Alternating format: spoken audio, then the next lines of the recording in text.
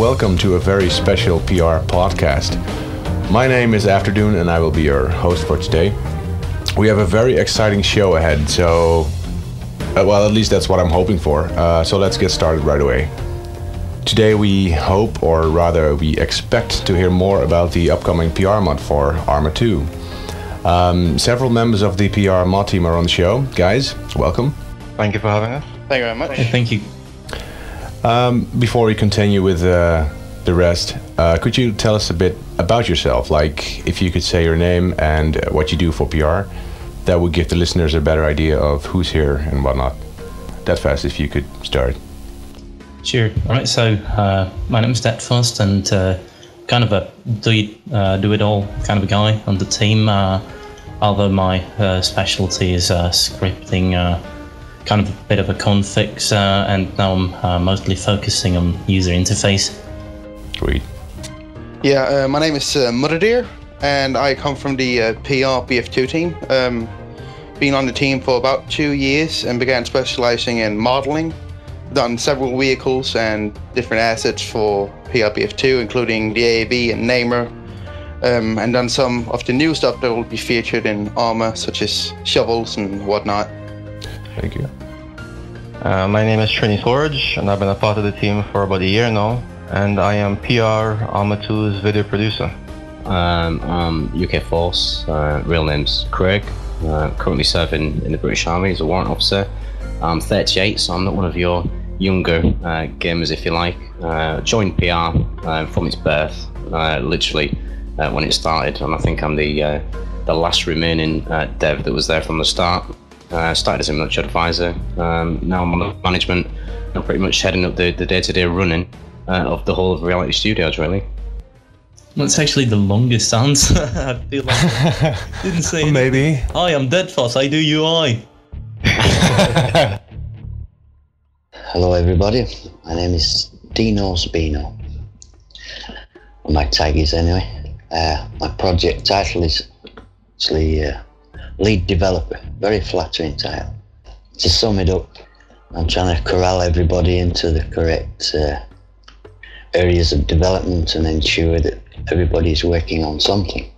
The hard part is when somebody isn't working on something and isn't available, I have to then try and ensure that that work's being done, either by myself or relate to create a UK force so we can recruit people. But I came originally just to make the terrain of Afghanistan. Like I say, I started learning vehicles and texturing and stuff like that. Not the 2D art side of things, but more applying it to the models. Hi, my name is Wormeaton and I'm a part of the gameplay department of PR team. Craig, UK Force, could you tell us a bit more about the mod itself? Like, what is it about? What are your goals, etc.?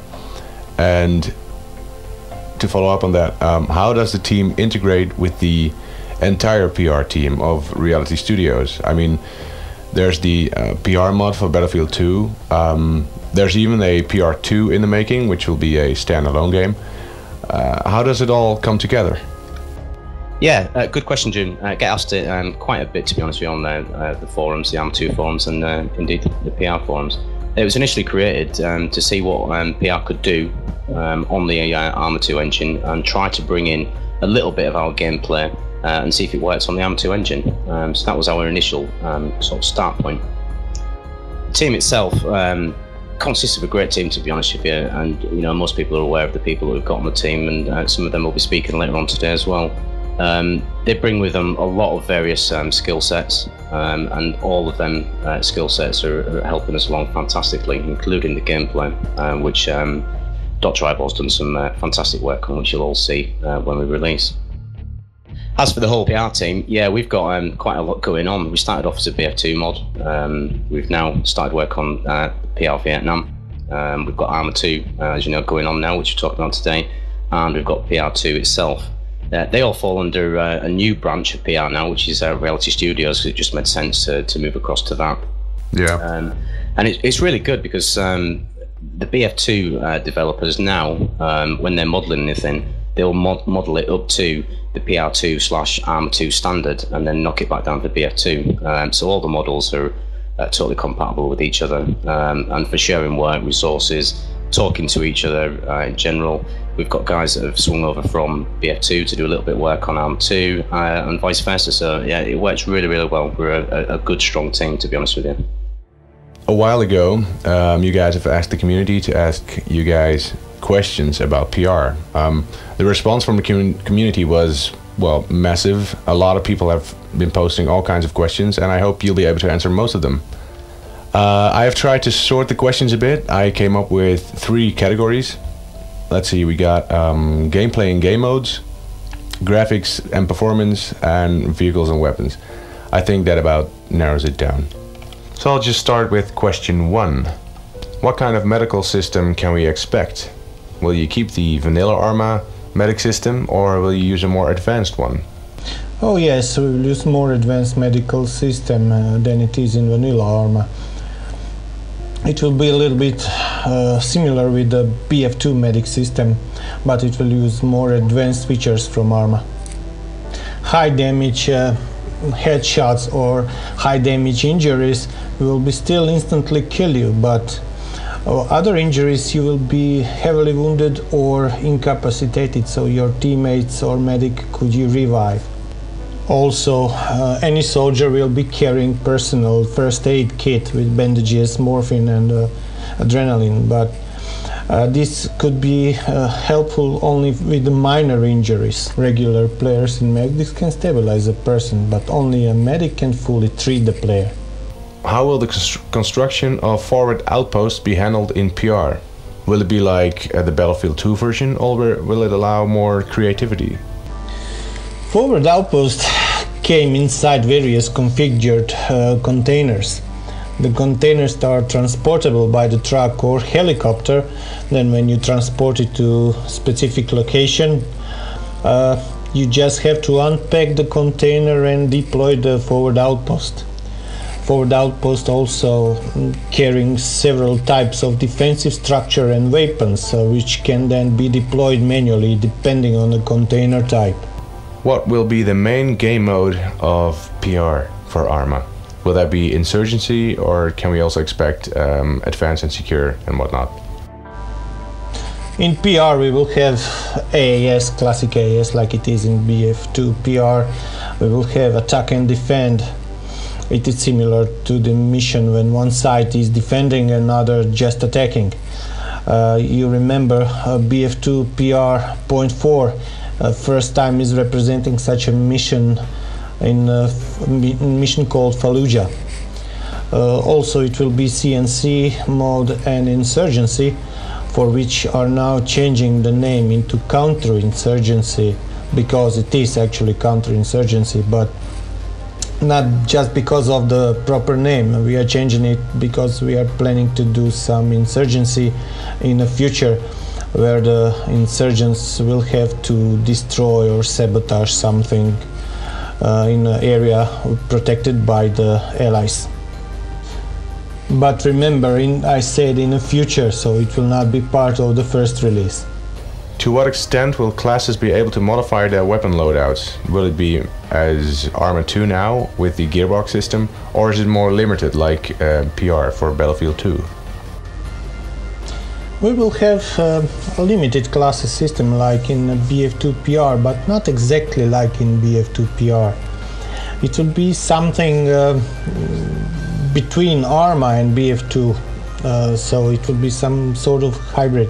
So your classes will be limited not just according to number of soldiers, it will be limited also according to number of people in a squad, according to number of people in general in your army. So if you don't have enough players on a server, you could not use some class. This will keep more playability with a small amount of players. And also we will have one difference between BF2 PR. Now you could choose several rifles which are going with some class, so you will still be able in some limited way using that gearbox system like it is in ArmA. Will there be a limit on how many weapons a squad can have? like the amount of AT launches or machine guns per squad? Yes, like I said before, all specialty kits will be limited in number based on various factors, such as total kits already in use, squad size, total players on the side. What can we expect from the commander in the ArmA2 version of PR? Is it similar to the BF2 version in his role, or? Yes, the functionality of the commander will be similar like it is in PR BF2, but it will be a little bit expand. Now the commander could set up multiple waypoints, so you not just give the order attack this point, defend this point. You could also give the order to some squad in which direction with the multiple waypoints this squad should go. So this representing to give the orders to flank that from the right side, flank from the left, or something similar. And unfortunately, in the first release, commander will not be able to manage squad composition or kits. Will fatigue and weight play a part in PR for ArmA? Like, the more equipment you carry, the more tired and combat ineffective you become. Will that be in PR eventually? For the first release, it will be like vanilla ArmA, but it is something what we would like to look into the future. How long do you expect an average game to last? Is that like 2 hours or 4 hours, or is there anything known about that? We expected it will be about 2.5 hour average. The next question is in the graphics and performance category. Let's see what it says here. Many times the goal for the PR team is limited due to the 64 player limit with the BF2 engine. What about PR for ArmA2? Is there a player limit, or what do you think the amount of players is that it can support? Well, the actual cap we are aiming for in the missions is 100 players, but unfortunately we weren't able to test it performance-wise, so we will need to do proper stress testing in the future and evaluate what the actual real player count we can reach will be. But as I said, if we can get a decent performance, it will be up to 100 players. Has it been outside of PR? Has it been tested in the ArmA community? I'm sure people have, but what were the results in such a test? If I remember correctly, there was a player versus player game in ArmA1 where I think the count was about 115 players, and the game was more or less smooth and playable. So I think those 100 players could be reached. I can't make any promises at this time. There's another question, and I think it has been asked numerous times before, but can we expect any artificial intelligence in the game, like civilians, for example? Well, civilians is something that I'd really like to see, but as I said, at first we won't be able we won't be aware of the performance. So in the first release, I don't think AI is something we can expect. We first have to build a stable core, so only then we can add AI onto. That makes sense. Has anything been done about the current more zoomed in field of view, something a little more like the field of view you see in Battlefield, the PR for Battlefield? Right, well, basically what the author of this question is asking is whether we will change the field of view in any way. Personally, I don't think there is anything wrong with it, but and there will be nothing done with it from our side, because the game already allows you to modify it yourself. So if you can just search the Bohemia Interactive forums, I'm sure you'll find the answer to it.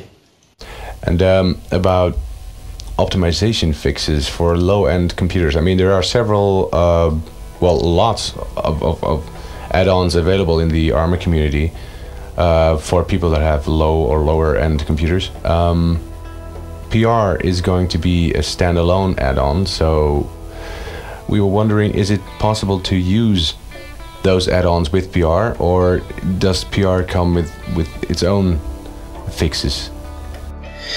Well, again, as I said, the first release will only be the real basic core, so in the beginning there will be no such thing. Third-party add-ons that already do this might work, but we cannot guarantee it, so I guess we will just have to see. The performance of PR, is that comparable with the performance of ArmA2, or is it going to be more optimized? Well, we will be keeping within the poly limits of the average of the original vehicles, so I think the performance will be pretty much comparable. I mean, there is nothing in particular you can really do with our models. There are several different parts of the game that already create performance issues. For example, on Churner, those are the trees. So I don't think by creating a low poly car we will really influence it in any way. So I guess bottom line, it will be pretty much comparable. Yeah, you don't really want to have low poly models in your game anyways. Especially if it doesn't make any difference, really. Yeah. Or doesn't make much of a difference anyway. The last category we have questions for is vehicles and weapons, and I thought I heard you say that fast that I'm not allowed to say the V word out loud, but I just did. Oh, no. No, you are. I already did it as well, but I'm trying to avoid it myself. So what is going on with the V word? Well, it's me being completely unable to pronounce it. So that's just my personal beef with it. That's it? Yeah, that's it. I was getting laughed at. Well, V and W. The question... Volkswagen? One of the... I'm sorry? Volkswagen? Yeah? Sorry, I had to. The V and W. This must be the issue you're talking about. Yeah. Go ahead. Sorry. Anyway. Sorry for my interruption. Go ahead. Yeah, no, that's okay. It's good to hear your voice again. One guy from the community asked, how are community maps handled? Can a map maker just use the default ArmA map editor, or are you planning on releasing special tools that work with PR, or yeah, are there limitations? Well, we are still working within the game itself. It's not a new game, so God. Right. I just got a poke vagina, so I'm sorry, I completely lost my track there. Okay.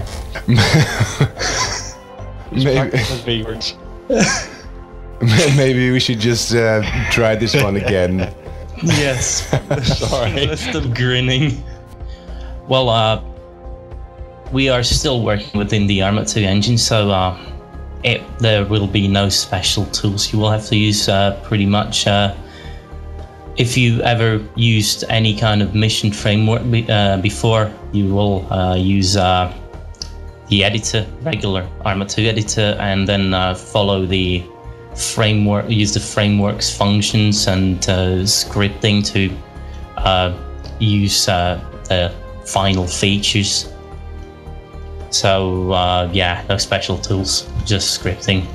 So if you make a map for PR, like you have a brilliant idea and you want to make a map for PR, you can just use the ArmA editor. What is there that you need to know or need to implement for the map to work with PR's game modes and everything? Well, that's actually an interesting subject you just brought up, because with ArmA2 we have to differ between the terms map and a mission. What most players from other games consider as a map is actually a mission in ArmA2. A map or an island is the actual terrain. With ArmA2, you don't create every time you want to create a new scenario, you don't have to make a new 3D terrain. You simply find a nice spot on an island or a map and build it there. But yeah, I used the wrong word. I said map indeed, but it's mission in ArmA. Yeah, to answer your original question, as I said, unfortunately I'm not involved with gameplay right now, so I cannot answer right away, but I'm sure there will be some documentation that basically is going to follow the workflow that you first find a nice spot on the map you're choosing, lay down some units, and then read the README, I guess, to figure out the scripting features required. For example, you will have to add some specific variables to the units, or somehow else modify the init.sqf. So I guess, I guess you'll have to look for it in the documentation to be able to edit your mission properly. Well, sounds fair enough, I guess. And this question was in the vehicles and weapons category. There have been a lot of questions about whether or not you can use ArmA2's vehicles in PR missions, and vice versa, of course. And the last one is a bit of a sensitive subject, maybe. Yeah, thanks for bringing that up, actually. There have been some rumors running around. I noticed that we were going to disable the editor or something. It's obviously false. You will be able to, if you want to just mess around with the new vehicles in the game, you will simply open the editor as you would normally do and just place it. The thing some people might have mistaken this with is that as a multiplayer modification, we will be changing several aspects of the game that could have a negative influence on single player. For example, we will be removing the command bar, which is for multiplayer completely useless, and we'll replace it by our own kind of menu. Same with the radio commands. You will not get the usual to get in that car kind of message. Yeah. So this, I guess this is what the people mistaken it for. But basically, if you want to try out the new Challenger, for example, you can just open the editor, pop it in, and have fun with it. There's no kind of block there in place or anything like that. Another thing, it would be a useful feature if you could rest your weapon against a wall or an object or a vehicle to increase your accuracy. Is this something the team will consider to implement in the future? Or is that something that cannot be done in the engine? Well, as Ace already demonstrated, it's possible, and it is definitely something we are considering and we would like to look into at some point. But unfortunately, everyone will not be in the first release. Well, that's understandable, I think. Because that's another thing. The 0.1 release, I have seen the list of features that it originally was meant to have, and that list is like super large now. Do you set certain limits for yourself, like this is the scope of the project and this is 0.1, and you know, do not let it grow? Like, it's not 1.0, it's 0.1. Yeah, obviously I don't know about the others, but I try to limit myself to the extent of what I'm going to do. But basically, this is a problem with we are not a new mod. It really has been around for quite a while and has a pretty much finished, or at least a very feature-wise finished mod for BF2. So it's we have a little bit of a pressure here. We don't want to release a too basic game, even if it's just the first release of 0.1. because there is obviously some kind of expectations some people might have and probably do. Yeah, I bet. I mean, like if you compare it to the Battlefield 2 version, people are expecting all kinds of gameplay things in point one for ArmA. But people gotta realize that the point one version for Battlefield was just nothing more than a couple of simple gameplay tweaks and the removal of the crosshair, and that was basically it. But with the ArmA version, people want to see a lot of the things featured that you see in the BF2 version, plus all the awesome stuff that ArmA brings by default. Well, the 0.1 version is basically to do the groundwork for what we really want to incorporate later. A lot of the scripting and stuff that is going on now will be, what can you say, the basics of what we want. The medical system, for instance, is getting some tweaks at the moment, as we talked about earlier. Although that's not finalized, but getting those stuff done and polished and make sure there's no bugs.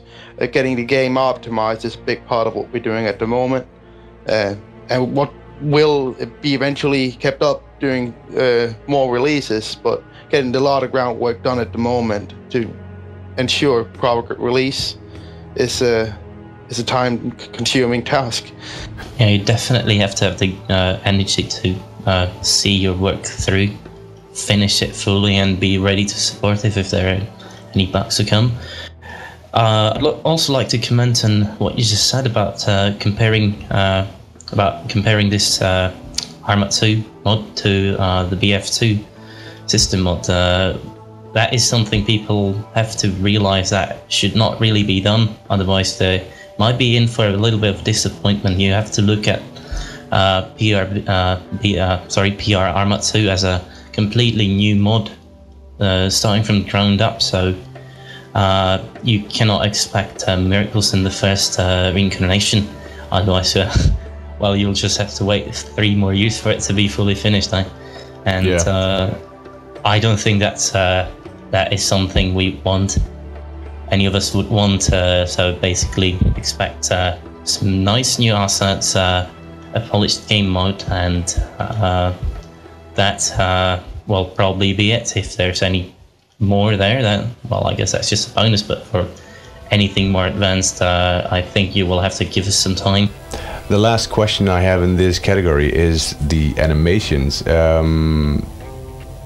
The animations, I'm not sure if you guys are all familiar with the ones we have in the PR version for Battlefield 2. Definitely. Well, they are top-notch. That's quite for sure.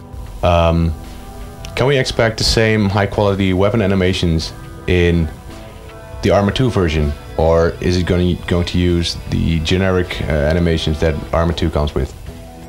As much as I'd love to say hell yeah, I'm afraid I have to say no. The issue here is technical nature. BF2 and ArmA are completely different when it comes to the way animations work. With BF2, you have separate third-person and first-person animations. And in well, if you ever saw the third-person animations, you'd notice that they're a little bit generic themselves, not as much detail as in the first-person. That's simply because in the first-person, all you need to animate are the hands and the rifle, the pistol, the weapon in general. With ArmA2, there is no difference. Basically, it's only about the camera's position. Either it's where your head would normally be, or it's trailing behind you. But the animation itself is shared. That's why when you look down, you can see your legs moving and so on. That also means that the animations are would be extremely time-consuming to create, to be anywhere near as good as they are in BF2. So I'm afraid we will be stuck with basic animations, at least for the beginning. Besides, even if we actually decide to improve the animations, I'm not really an expert into this area, but they are pretty much incredibly hard to make. Everything you see in the game right now has been made using professional tools in motion capture. So positioning it this frame by frame, I guess this would be an absolutely immense task, which I personally not want to take up on. Well, there's tools and different methods to do it, and it's definitely been done in BF2, where we've done a lot of custom animations from the ground up, both third person and one person. For instance, when we had to make new stuff for BF2, we added about 15,000 animations for some new weapons. What is the issue in ArmA, though, is, as you already said, the third person and the one person not being separated, and the issue that if you do a lot of animations, they will begin to tear on the performance of the system, and some weapons, such as, or items in BF2, you could have animated shovels and different things moving and whatnot. In ArmA, that simply is not possible, since you basically only got a few interactions that are predefined, or such as shooting or lifting an object, and you can't define very new ones. So, for instance, shoveling ground to build an asset is simply not possible. Thanks for actually reminding me of that. I forgot about it. There is also one thing, basically the reason why the weapon animations themselves are so, basic. As I said, in BF2 everything is frame-based, and you animate the body, including weapon. That is not the case with ArmA. The body is completely separate from the weapon. The body animations are frame-based, while the animations for the weapon have to be done using configs. They only move on predefined paths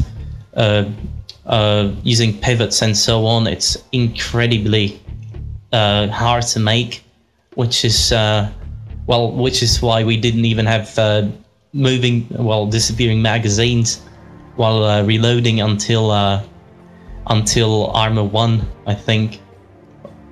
Or maybe even ArmA2, I'm not sure right now. But basically, creating new animations for a game such as ArmA2 is an incredibly hard task.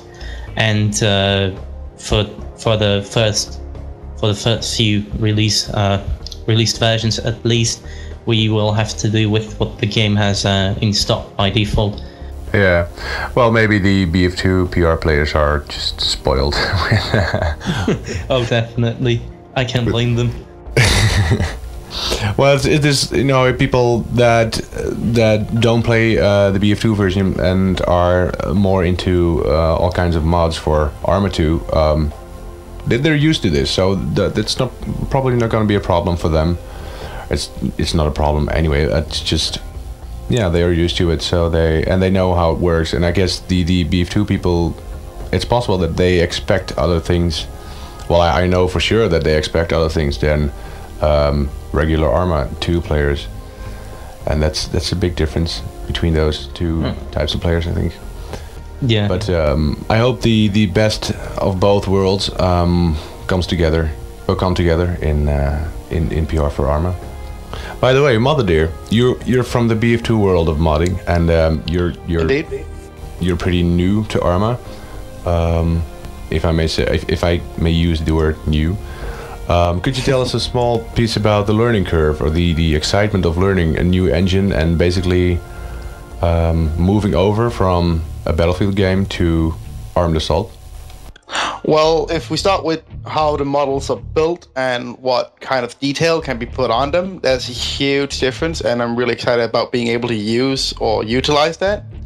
For instance, the other day I had to optimize a vehicle that was made for ArmA, had a tri-count, if you know what that is, basically a measuring of how detailed is the vehicle, of 30,000 triangles.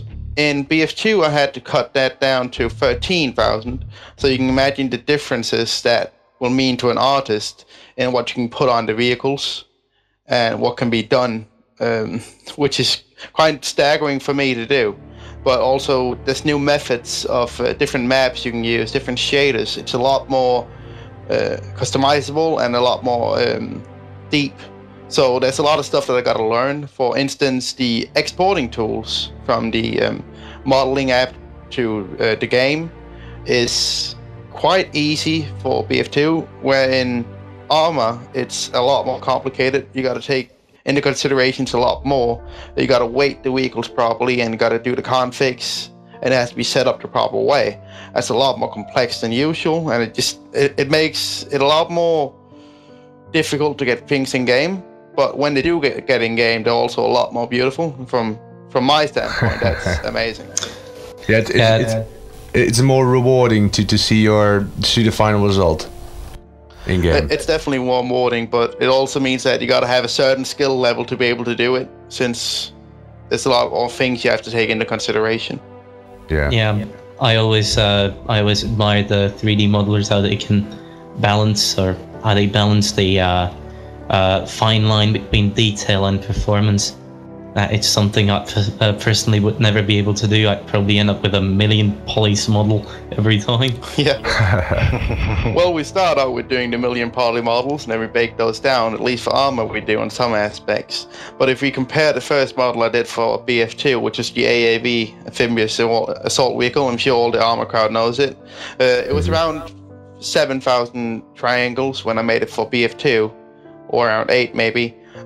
In ArmA, I believe it's around 20 to 25,000 triangles. So you can imagine the things you can do. Yeah, it's a lot more detailed, and things look, amazing in ArmA. Well, in ArmA, it's also fair. physics-based, which just does make it look better. It's not in BF2. We got to define everything, and it's quite difficult to get things to move and stuff. We can't do RV maps as you can do in ArmA, and Art is just a lot better, but also a lot more crappier in stuff such as animations for weapons and whatnot, which I also do. Yeah, I guess every engine has its drawbacks. So, Mother Dear, can we expect more models from you in the future, or are you working on something in particular right now? At the moment, I'm working on different crates and utilities that you can use to build assets. As you know, we'll have the forward outpost kind of things, or observation posts that you can put out, will be deployed by trucks and whatnot. I'm basically building a set of assets that we can use for that, for both the Taliban and British and other factions that will become. Also doing shovels to construct the bases. And as soon as I'm done with my college degree in a few months, I'll be moving on to doing some more vehicles, which is generally my passion, along with weapons. A lot more interesting. Maybe doing some houses, whatnot. We're currently doing houses, a few of the other modelers, and we've also been doing a lot of awesome vehicles, if you probably have noticed. Oh yeah. But at the moment, I'm not in that wagon yet. And what other vehicles are currently being modeled that we do not know about? I mean, we have seen the beautiful, gorgeous models that were posted in the last news update. It's called the Mastiff, and the Jackal. That's one. And what other things are currently being modeled that we can expect to see? Well, from what I can remember, we're getting an update on the Warrior that you've already seen in a few different what do you call them, updates and trailers, but it's getting an update to a more up-to-date version with different defensive mechanisms. And so I also believe that in the future we'll be able to see the Warthog, which is being exported by the British. But except from that, I don't really have an overview of it at the moment. I know that we're seeing a few more weapons that we currently got. And we were seeing some intricate systems for IEDs and whatnot. Also, I'm not sure that will make .1. Okay, but at least that's what people are working on. Yeah, there's a lot going on, but it's also a lot of stressful work. Getting the things properly done does take time. Yeah, I can imagine. I see Burton has just joined our channel. Well, actually, I dragged him in here. Are you there? Yeah. Hello. Nice. So Burton, could you tell us a bit about your role in the PR team? Well, my name is Burton, I'm 22. UK Force has brought me onto the team in sort of late summer, early autumn last year, as what is essentially an assistant mapper. I've been tasked with working alongside eBanks to make a realistic large-scale fob for the British to operate out of. Yeah, I've seen screenshots of that forward operating base. It's huge. Yeah, it is quite big. It's just over 1 kilometre square. To put that into perspective, that's as big as the smallest PRBF2 map. Oh, really? It's got everything you'd expect to see: barracks, medical centre, wash areas. It's got a fully detailed entrance with vehicle search bays. It's even got an airport, which I'm tempted to call my masterpiece, but I'm afraid you'll have to wait until Wardeck's released to find out as to why that is. How far along is it right now? The whole fob's nearing completion. It took myself and eBanks a while to smooth out the workflow process, but it's now at the stage where we're just waiting for a few more custom objects and statics to be completed, so the final layout can be set in stone and approved by the lead developers, at which point eBanks will import it into Wardeck using Visitor, and then we just await the completion of the full map. Did you base the base on real life basis, or is it something you came up with yourself? It's not a direct representation of a real fob used in Afghanistan, but it has been planned to be as realistic with regards to its internal layout as we can be without putting anyone actually serving in these bases at risk. I've used quite literally hundreds of reference pictures from all over the web from our military advisors, and I've spoken to our military advisors as well to try and get a nice mix, because obviously the Americans and the British will have their own ways of building bases. Sweet. Sure sounds promising. Well, at the moment I'm planning on the fob, obviously, so any future plans have yet to be finalised, but I'm planning to possibly make one of the largest maps we've seen in an ArmA2 mod. Initial plan is to recreate a large part of southern Afghanistan, so from the mountains in Baghran down to Sangin, Goreshk, Kandahar, Lashkar Valley and Lashkar Gah with Gamsur at the bottom. The real aim is to use real-world data, so this won't be a DIY sat map job. This is real-world height data imported straight into Visitor, which should yield really accurate results with regards to the terrain detail. Like I say though, it is still in the earliest of early stages of planning. I have all the data, but it's proving to be a bit of a challenge to import the files into Visitor because of the sheer sizes involved. In its raw form, the height data is 6 gigabytes. Wow. And the actual satellite image isn't any smaller. It's definitely long term and shouldn't really be considered anything else at this point. For all I know, it might just turn into the equivalent of Dr. Rank's Sangin, where it becomes more of a myth than a map. But fingers crossed it won't. Even if it takes 5 years, it's gonna be epic. Yeah, the real masterpieces take time to finish, don't they? True. Trini, are you currently involved with video projects for PR that you can share something with us about? Yes, actually, I'm in the process of looking on a new main UI or main menu UI with Deadfast, and the process involves creating videos that will be playing in the background of the UI, videos that would pretty much set the tone for players before they actually start playing the game. I see, and I'm sure we can expect the high quality that you have, given us before. Well, I hope to bring that level of quality back. It's always a very hard task to keep a level of quality up and to do new things all the time and every time, and to keep people interested in what you're doing as an artist. I'm sure Mother Dear can comment on that as well. think I'd just like to add there as well, the thing that makes this whole thing special with Trini as one of our developers now is the fact that Project Reality have got their own musical composers, 2 of them, so all our music is actually Project Reality music. Yes, I've been working closely with Scott Tobin, also known as Alkali, on the menu videos, and he is an amazing composer. I'm sure players would be entranced as I was with his music when they first heard it. Yeah, definitely. I can say personally from what I've seen, Trini and Alkali post so far, its menu's going to be really good. They have done some incredibly nice work, even though it's not even finished. I mean, it's pretty much near perfect, at least as far as I can tell. Yeah, the soundtracks are really good. I don't think they have been released to the public yet, have they? No, definitely not the latest one. The Project Reality, the Battlefield 2 tracks that we've done previously are actually available through iTunes, through Scott's work there.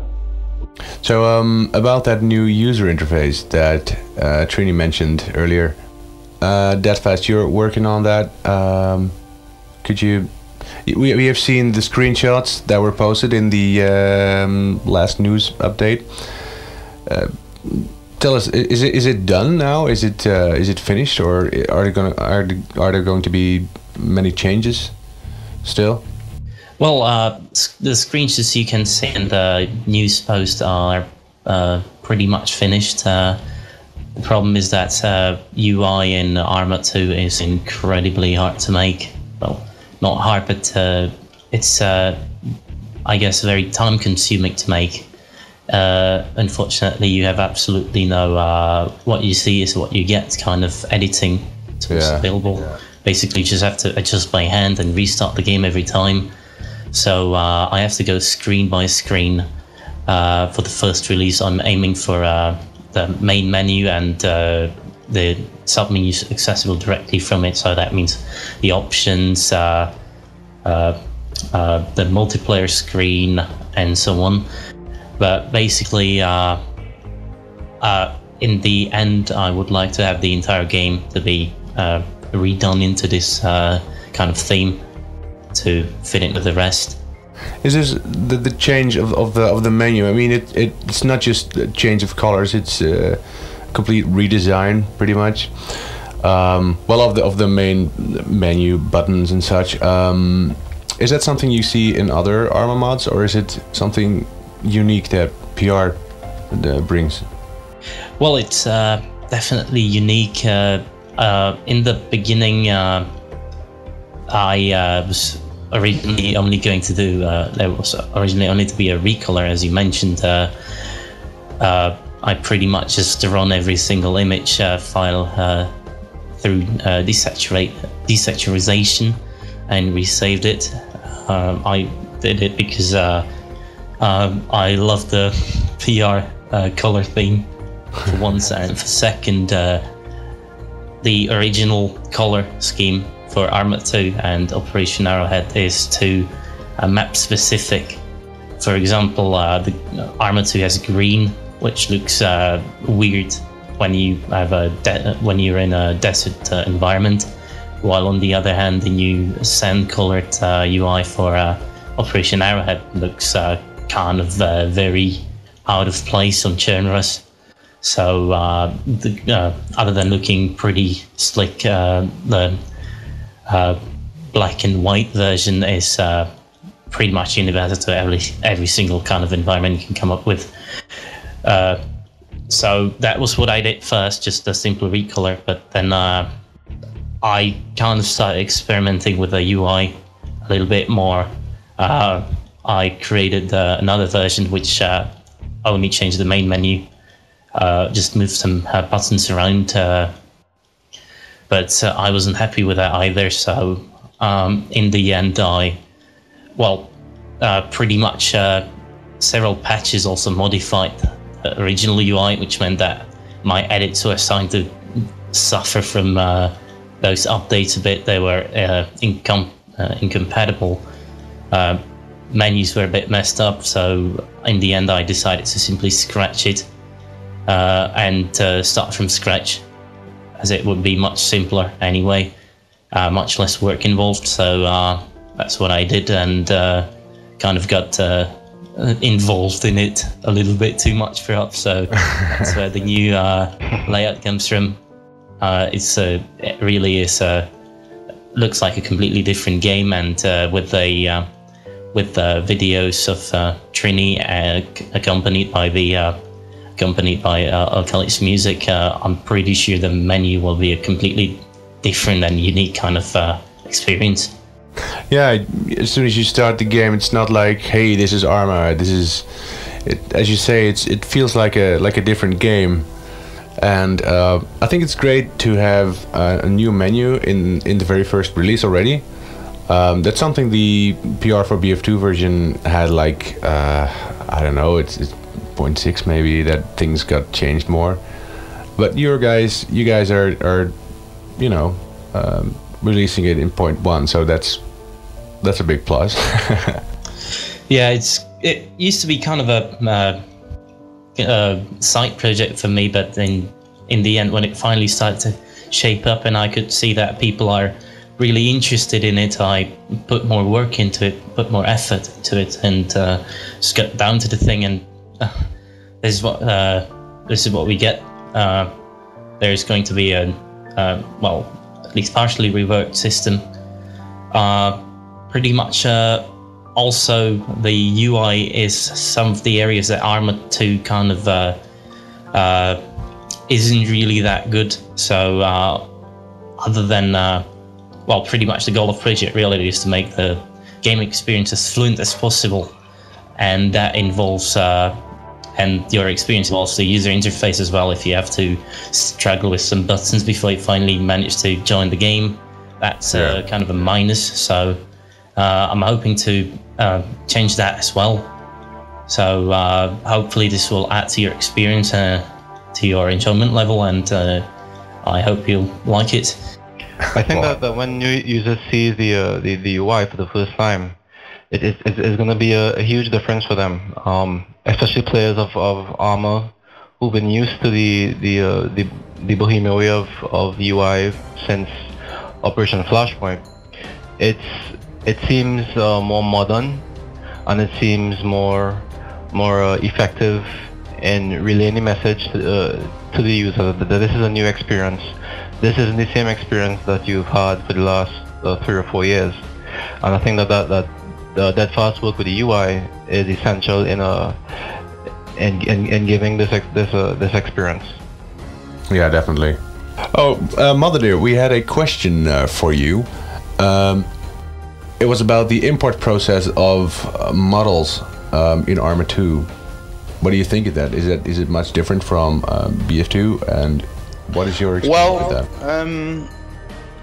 The process is more complicated. There's more things to be aware of, such as how the shadow cast on the models. If it's for buildings, you got to take care of a burn model, I believe it's called, that basically says how are the flames going to attack this building and what's going to be destroyed or whatnot.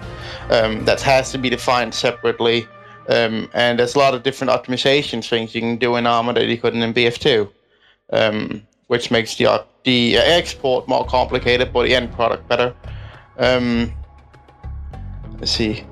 I believe there are more lots involved, aren't there? Yes, there's lots involved in both. The thing is, in ArmA, you have view distances up to 10 kilometers or more.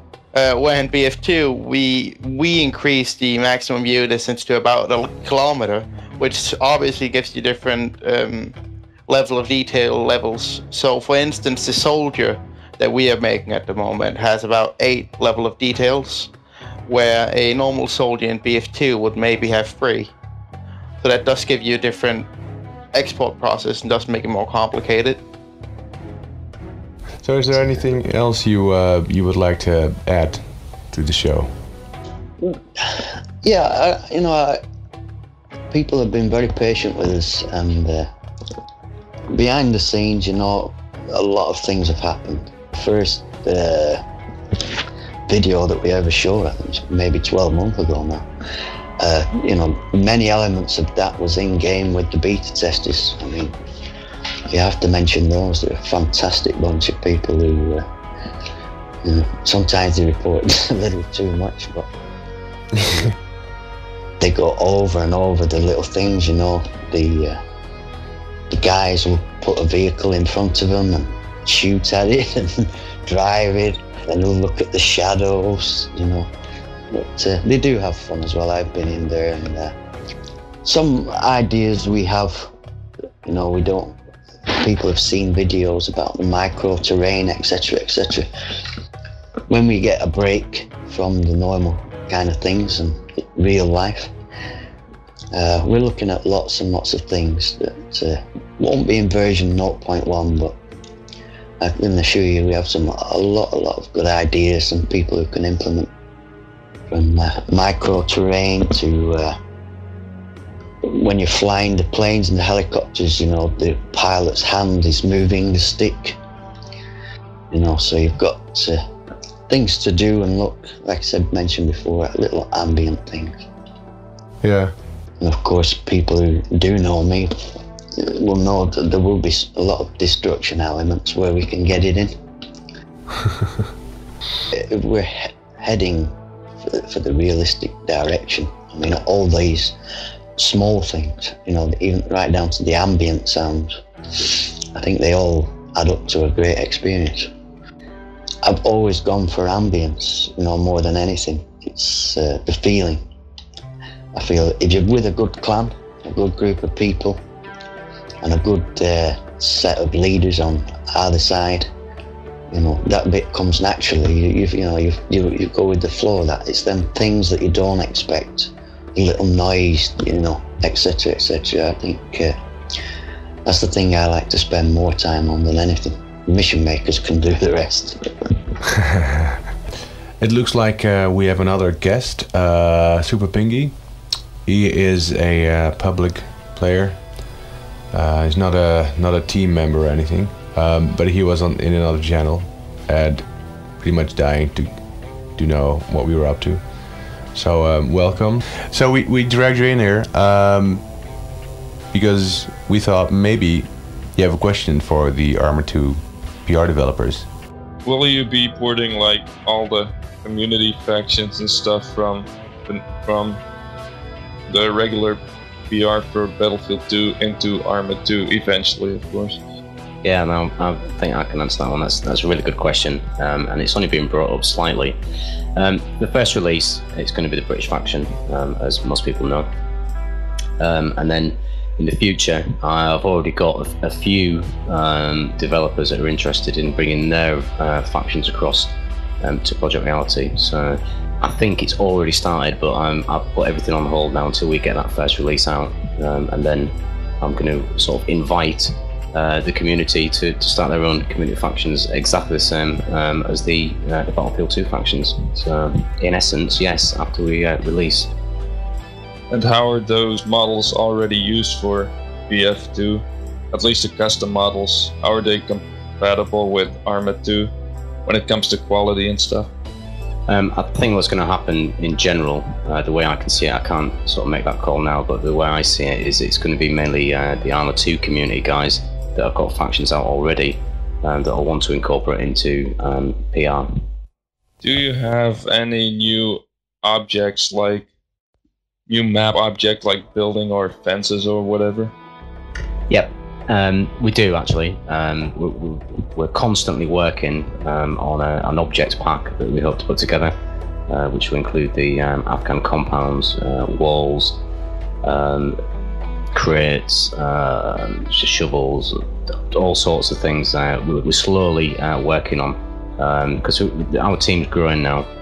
We've literally got a small team of guys that are purely working on this objects pack as well. So while that's going on, we've also got modelers creating the vehicles. We've also got the developers working the gameplay. So it's all working in unison together. But yes, we're looking at a full Project Relay objects pack, which won't be complete again for the first release, but it'll have the basics that we're needing for it, and that'll be an ongoing sort of work in progress. And that new Apache model, is that going to be in the first release? Not sure. Nod Unit's come on board. Nod Unit is an ArmA2 developer community add-on creator who's come across to work with us. He'll be releasing that, his own version of it, but he's also again in unison working on with us on a Project Reality version. It's going to be very, very detailed. It's got a lot of scripting and coding to go into it for what we want to bring into it. So I'm not sure whether that'll make the first release, to be honest with you. So guys, I know there are a lot of talented people in the ArmA modding community.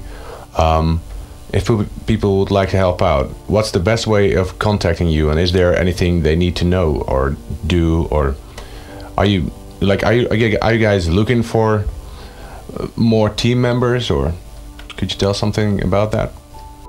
Yeah, sure. I think like any mod team, we're always recruiting at any time. We've got a large team overall throughout Project Reality, numbering some 50 or so developers in total, with the contributors as well. But yeah, we're always on the lookout for sort of decent guys. In fact, we've just recruited a guy recently who's going to come on as a modeler. So yeah, definitely anybody that's motivated, you know, got a decent skill set they can bring, then more than happy. And they can email me anytime at all, projectreality@btinternet.com, or just jump on the PR forums and send me a PM, and we'll take it from there. But yeah, more than happy anytime. Well, we are nearing the end of the show. Craig, would you like to say some closing words or summarize things a bit? Yeah, I think I'd just like to say I think most people are aware we've still got some way to go. We did initially think it was going to be a lot smaller than it is, but things have developed. The team's got larger, ideas have come forth, and it's progressed so much now that it's becoming almost a full game conversion, which you'll see on our initial release. So yeah. The work that the guys have done so far is fantastic, and hopefully you've enjoyed reading our news posts and you'll continue to do so. Can't really put a date on when we're going to release at the moment, but it's going to be a good few months yet, that's definite. And I'd also finally like to say a big thank you to both the ArmA community and our Project Reality community for keeping that interest, because that's what's going to sort of bring this mod alive when we release.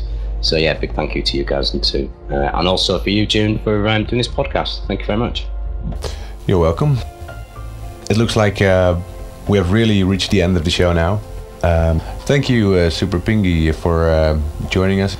And thanks for answering my questions. No problems. I'd like to thank the PR team for being here. I think you guys are doing an amazing job, and I'm very much looking forward to playing PR once it's released.